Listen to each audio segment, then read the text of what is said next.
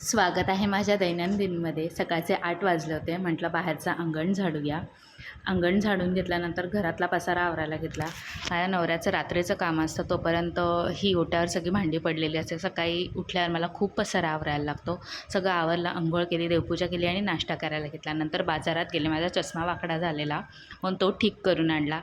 आणि बुधवारी कोकणी माणसांकडे जर फिश नसेल तर मग जेवण कशाखाली उतरत नाही, म्हणून फिश घेऊन आले. सगळं फिश बनवलं, सगळा हा पसारा आवरला. हा पसारा आवरेपर्यंत मला 2 वाजले होते. तोपर्यंत मी सकाळपासून काहीही अभ्यास केलेला नव्हता. पसारा आवरला, फ्रेश झाले आणि अभ्यासाला बसले. म्हटलं नवरा येईपर्यंत आपण वाचूया जेवायच्या आधी थोडंसं, म्हणून इकॉनॉमिक्स वाचायला घेतलं. कालचं थोडंसं रिव्हिजन केलं आणि मग न्यू टॉपिक वाचायला घेतला. म्हटलं बँकिंगचाच न्यू टॉपिक आहे, क्वेश्चनही सॉल्व करते मी साईड बाय साईड, नाही तर मग सगळं डोक्याच्या वरून जातं. एकीकडे मॅथ्स रिजनिंग पण चालू असतं.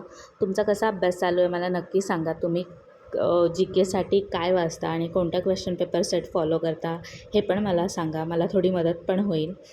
आणि खरं तर हा अभ्यास करताना मला पण खूप टेन्शन येत असतं.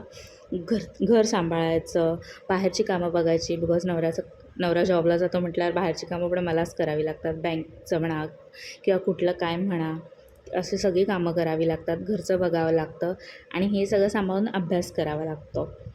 त्यामुळे टेन्शन मलाही येतं, खूप येतं. पण स्वतःला सांगत असते की स्वतःचा 100% द्यायचा आहे.